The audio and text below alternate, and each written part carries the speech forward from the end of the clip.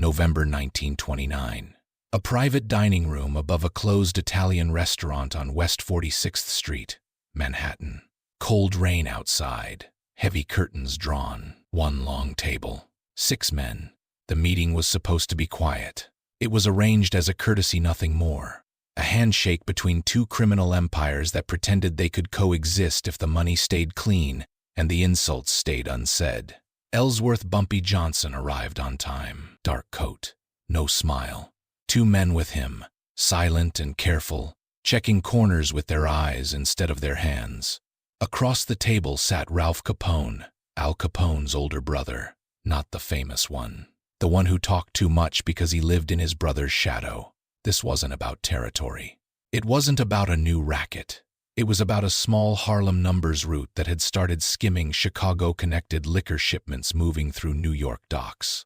A problem that could be solved with paperwork and percentages if everyone kept their mouth shut. They did not.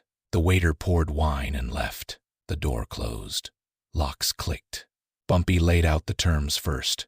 Calm, precise, no threats. Ralph listened, tapping a silver ring against his glass. Then he laughed. Not loud, not drunk, just enough to break the room. "You Harlem boys always think you're sitting at a bigger table than you are," Ralph said. "This is business, not poetry readings."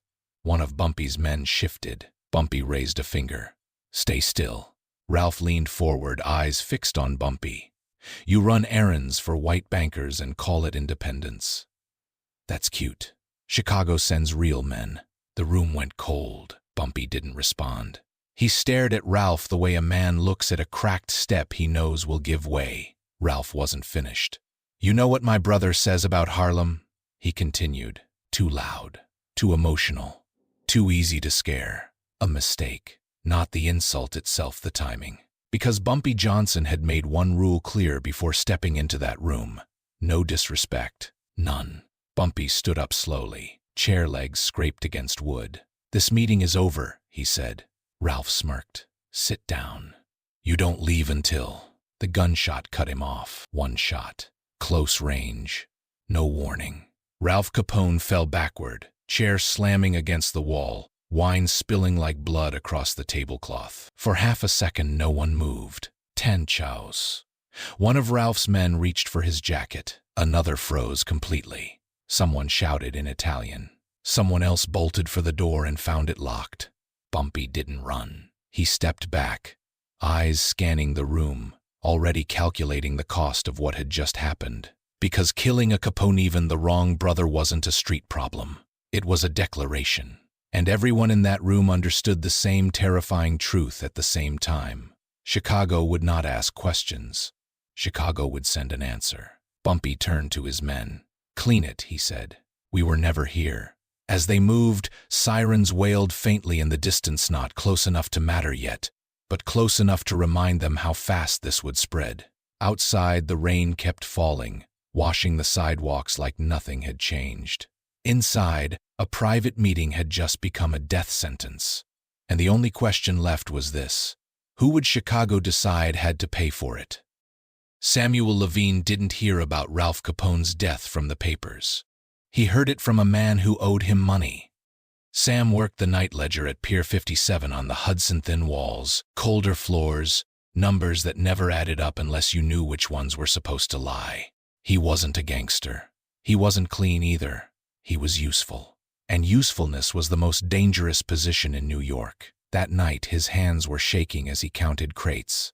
"Ralph Capone's dead," the man whispered. "Shot in a private room. Harlem." Sam froze.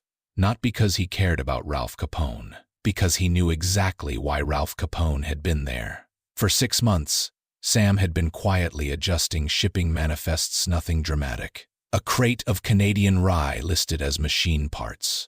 A Harlem truck routed through the wrong gate, just enough to make both sides think the other was skimming. It wasn't greed that got him into it. It was his wife. Anna Levine had tuberculosis. Slow. Expensive. The kind of illness that didn't kill you quickly, but made you sell pieces of your life one bill at a time. The doctor wanted cash. The landlord wanted rent. The city didn't care. So when a man connected to Harlem offered Sam $50 a week to nudge numbers, Sam said yes. Then Chicago noticed.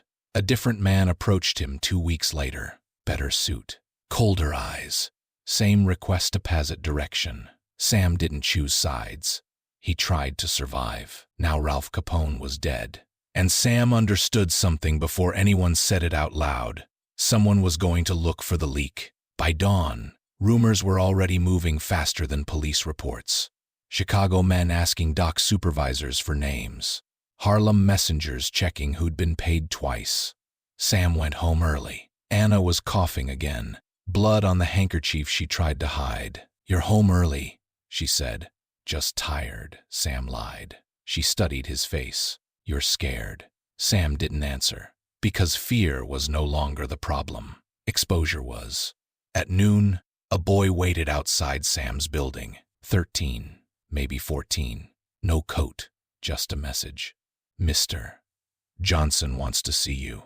No address, no time. Just a look that said refusal wasn't an option. An hour later, another visitor came. This one didn't knock. 2 men in dark coats entered Sam's apartment without asking. One checked the windows. The other sat down across from Sam like they were old friends. "Chicago wants to know who caused the confusion," the man said calmly. "And since you keep the books, we thought we'd help you remember." Anna coughed from the bedroom. The man glanced toward the sound. "Pretty wife," he said. "Be a shame if stress made her worse." That was the moment Sam realized the lie he'd been telling himself was finished. There was no neutral ground anymore. Harlem believed he worked for Chicago. Chicago believed he worked for Harlem. And both were right. That evening, Sam stood alone on the pier, watching the river swallow the last light of day. He had one chance left to tell the truth to someone powerful enough to keep him alive. But whoever he told would use it, and whoever he didn't would kill him. When the Harlem car pulled up behind him, tires crunching softly on gravel, Sam didn't turn around. He already knew who it was. The door opened. A familiar voice spoke from the dark. "You've been very busy, Sam." Sam closed his eyes. Because now the question wasn't whether he would betray someone, it was which side he would betray first, and whether Anna would live long enough to forgive him. Bumpy Johnson didn't raise his voice. That's what unsettled Sam the most. They sat in the back room of a Harlem bar that wasn't open yet, chairs upside down on tables, smell of bleach and old smoke. 2 men stood by the door, another by the window. No one pretended this was casual. Bumpy leaned back, fingers folded. "You altered manifests," he said. "Not a question." Sam swallowed. "Yes. For Chicago. Yes stand for us." Sam nodded. Bumpy studied him, not angry, measuring. "You understand what that caused?" Sam did. Ralph Capone's blood on a tablecloth. A fuse lit halfway across the country. "I never meant for anyone to die," Sam said. Bumpy's eyes lifted, sharp now. "Intent doesn't bury bodies," he said. "Men do." Silence pressed in. Then Bumpy surprised him. "I can fix this." Sam's head snapped up. "There's a sit-down coming." Bumpy continued. "Chicago wants answers. They want a name. I can give them one that isn't yours." Hope flared too fast, too bright. "But," Bumpy added, "you're going to help me first." Sam knew better than to ask how. Bumpy slid a folded paper across the table. An address. A time. "Chicago's sending a man," Bumpy said. "Frank Scalise. He's not loud. He's not careless. He's there to decide who bleeds." Sam had heard the name. Everyone had. "He'll ask you questions," Bumpy continued. "You'll tell him what you told me. Nothing extra. Nothing missing." Sam frowned. "That just makes me the target." Bumpy leaned forward. "No," he said quietly. "It makes you bait." The room tilted. "You want Chicago to think Harlem's using me," Sam said. "I want Chicago to think someone already solved their problem," Bumpy replied. "I want them focused on the wrong cleanup. And when they realize, they won't," Bumpy said, "because Frank Scalise won't leave that room." Sam's breath caught. "You're asking me to sit across from him knowing he's going to die?" "Yes. And if I refuse?" Bumpy glanced toward the door, toward the men waiting. toward a city that swallowed people without records. You won't, he said. That night, Sam didn't go home. He sat in a borrowed room above the bar, staring at the ceiling, Anna's cough echoing in his head like a countdown. At dawn, he visited the doctor, paid for 2 more weeks of medicine. All the cash he had left. Anna smiled weakly. You fixed something, she said. Sam kissed her forehead. I'm trying. By afternoon, Chicago made its move. A black Packard rolled up to the pier. Frank Scalise stepped out alone. No rush, no backup visible. He wore a gray coat and carried a leather notebook. He shook Sam's hand like they were equals. Rough week, Scalise said. You could say that. They walked together toward the warehouse office. Sam felt every step like a drumbeat. Inside, Scalise sat, opened his notebook and asked simple questions. Names, dates, routes. Sam answered carefully. Truth, trimmed just enough to point blame elsewhere. Scalise listened, nodded, wrote. Then he closed the notebook. You know what I think, Scalise said. Sam waited. I think you're scared, Scalise continued, and scared men lie badly. Sam's mouth went dry. Harlem thinks you're useful, Scalise said. Chicago thinks you're sloppy. Both might be right. He stood. I'm going to take a walk, Scalise said. When I come back, I expect to hear something worth keeping you alive. The door closed behind him. Sam sat alone, sweat soaking through his collar. Because for the first time, he understood the flaw in Bumpy's plan. If Scalise suspected a setup, he wouldn't wait to be killed. And Sam was sitting exactly where the bullet would land first. Outside, footsteps returned. The door handle turned. And Sam realized the worst choice wasn't betrayal, it was trusting the wrong man to survive it. The door opened slowly. Frank Scalise didn't rush back in. That was the first sign. He stepped into the office, closed the door behind him, and leaned against it like a man who had already made up his mind. You ever notice, he said calmly, how men who expect trouble always sit facing the door? Sam hadn't. His chair was angled wrong. The window was behind him. No cover, no exit. Scalise smiled faintly. That tells me 2 things, he continued. Either you don't know what's coming, or you think someone else is handling it. Sam's throat tightened. Scalise walked to the desk, picked up the notebook again, then set it down unopened. I didn't go for a walk, he said. I went downstairs. Sam felt his pulse spike. To the street, Scalise added, to ask a few questions. Sam said nothing. Scalise leaned closer now. Close enough that Sam could smell tobacco and rain on his coat. You know what I learned? He asked. Harlem's been cleaning house all morning. Men disappearing, routes changing, locks being replaced. Sam's heart sank. They don't do that unless they expect violence, Scalise said. And they don't expect violence unless they've planned it. Silence. Then Scalise said the words that cracked everything open. Bumpy Johnson already knows you're here. Sam's mouth opened, but nothing came out. You're not bait, Scalise continued. You're insulation. If I die, Chicago blames Harlem. If I live, Harlem blames you. Scalise straightened his coat. That's clever, he admitted. But here's the problem. He pulled a pistol from his pocket and set it on the desk. Didn't aim it. Didn't touch it again. I don't walk into rooms unless I already know the ending. Sam's vision blurred. You figured it out? Sam whispered. I figured out part of it, Scalise replied. Enough to change the order. A knock at the door. 3 sharp taps. Scalise didn't turn around. Come in, he said. The door opened. 2 Harlem men stepped inside. Not the ones Sam had seen before. These men looked tense, alert, confused. One of them frowned when he saw Scalise standing. You weren't supposed to still be here, the man said. Scalise smiled. There it is, he said softly. The room froze. Sam looked from Scalise to the Harlem men and realized the truth all at once. The timing was wrong. Bumpy's plan had assumed Scalise would sit, talk, wait. But Scalise had moved faster.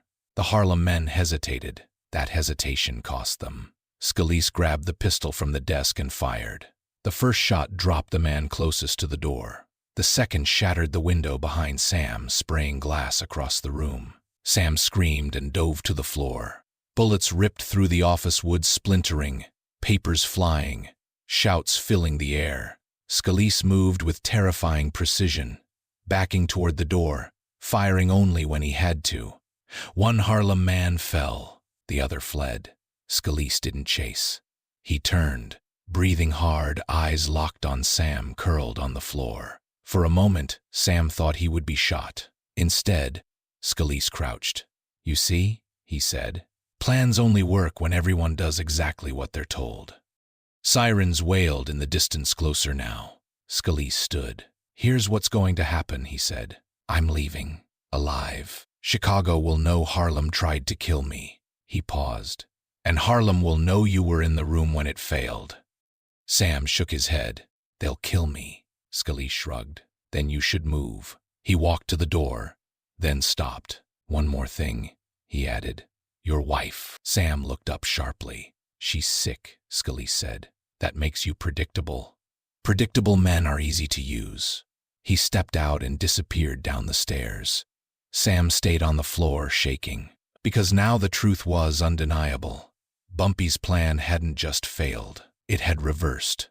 By nightfall, Chicago would believe Harlem declared war. By morning, Harlem would believe Sam had sabotaged the hit. And Sam had no side left. He staggered to his feet and ran.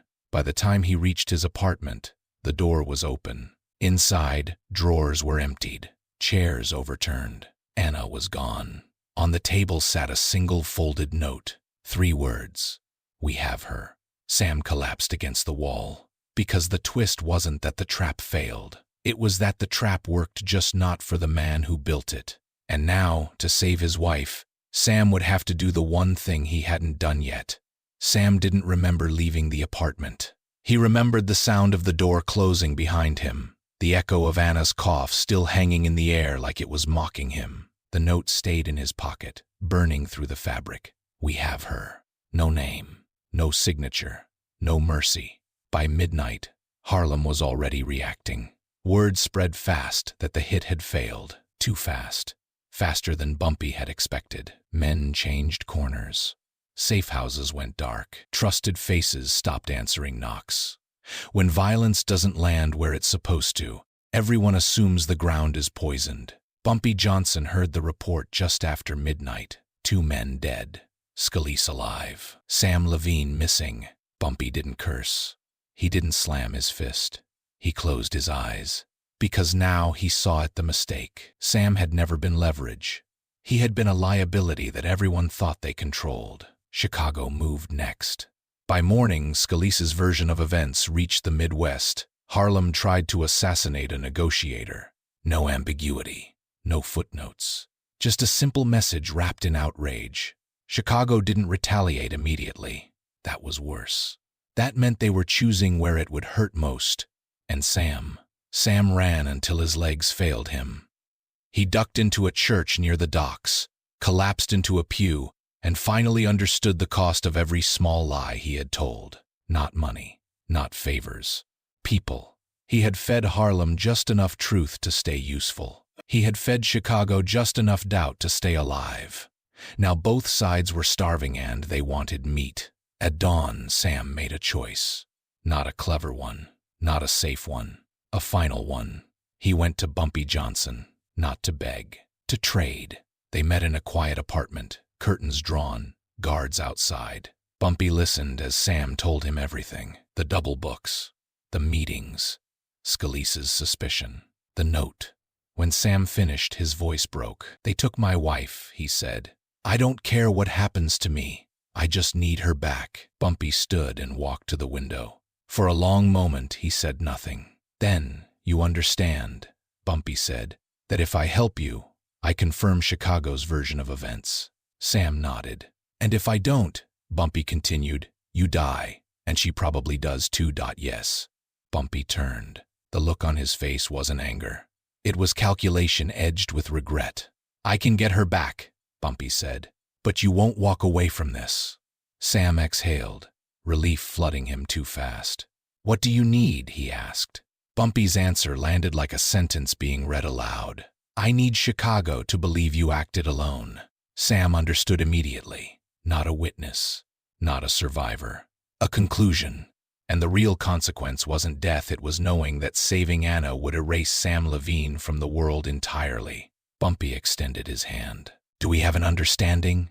Sam took it. "Because some prices don't feel like a choice when the alternative is watching someone you love disappear forever." Sam Levine vanished the way men do when the story needs a clean ending. No body in the river, no arrest blotter, no whispered sightings in cheap bars, just absence. By the end of the week, Chicago had its answer. The narrative moved quietly but firmly through the right mouths. A dock clerk panicked, tried to play both sides, and triggered a botched setup on his own. Harlem hadn't ordered the hit. Chicago's man had survived because the plan was amateur. It wasn't an apology. It was something colder permission to pause. Chicago accepted it. Not because they believed it completely, but because it solved a problem without forcing escalation in New York while the country was already cracking under the weight of the Depression. That decision saved lives. It also rewrote loyalties. In Harlem, the reaction was different. Men who had trusted Bumpy before now spoke in lower voices. They didn't accuse him openly. They didn't have to. 2 men were dead. A Capone had been buried, and the man at the center of it all no longer existed. That kind of cleanup makes people nervous. Bumpy felt it immediately. Routes slowed. Payments arrived late. Questions went unanswered. The machinery still worked, but it didn't hum anymore. It hesitated. And hesitation in that world was dangerous. Anna Levine reappeared 3 days later. Not at home. At a boarding house in the Bronx with an envelope of cash and instructions to leave the city. No return address. No explanation. She never learned what Sam traded. She only knew that someone had decided her life was worth more than the man who had paid for it. On the docks, changes followed. Chicago tightened oversight. Harlem reduced exposure. Middlemen vanished overnight. The informal networksmen like Sam were no longer tolerated. Too fragile. Too expensive. The streets felt it. Less noise. Less bravado. More caution. Not peace compression. Bumpy Johnson watched it all from a distance, aware of what he had gained and what he had lost. Chicago hadn't come for him. That was the victory. But Chicago also hadn't forgotten him. That was the cost. Every meeting after that carried a shadow. Every new deal had an extra pause before the handshake. Men no longer assumed Bumpy's word ended arguments. They listened. Then they checked. Because leadership built on fear can recover. Leadership built on trust, once cracked, never fully seals. And the final aftershock wasn't the violence that followed it, was the silence. The silence of men who realized the world was shifting, becoming colder, less forgiving. A city learning that survival now required cleaner lines and harder choices. And somewhere far from Harlem, Anna Levine boarded a train, clutching a suitcase she hadn't packed herself, leaving behind a name that would never be spoken again. The question left hanging wasn't who had won. It was how many men like Sam Levine would disappear next before anyone noticed the pattern. Years later, when people talked about that winter, they remembered the Capone who died. They did not remember Sam Levine. That was the final irony. Ralph Capone's name stayed in ledgers, in whispered stories, in the careful pauses men took before mocking Harlem again. His death became a reference point, a warning wrapped in myth. Sam's name became nothing. Anna Levine settled in a small town upstate under a different surname. She told people her husband had died of pneumonia. In a way, it was true. Something had taken him quietly, without witnesses, and left no mark that mattered to the world. Once a year, she received an envelope. No note, no return address. Just enough money to remind her that someone, somewhere, still remembered the bargain. Bumpy Johnson never spoke Sam's name again. Not because he didn't care, but because remembering was the price he paid privately. Publicly, the city moved on. New men rose. New rules hardened. Middlemen vanished from the system like weak joints replaced with steel. The unexpected ending wasn't blood in the streets. It was efficiency. A criminal world that learned to erase people instead of fighting over them. And that lesson, more than any gunshot in a private room, lasted longer than anyone involved. Because in the end, the most dangerous thing in that story wasn't a Capone or a kingpin. It was a man who tried to survive without choosing a side, and paid for it by being erased completely. If this story surprised you, if it made you rethink who really pays when empires collide, subscribe for more true crime narratives that follow the human cost. Not just the headlines. Some names are remembered, others are buried on purpose.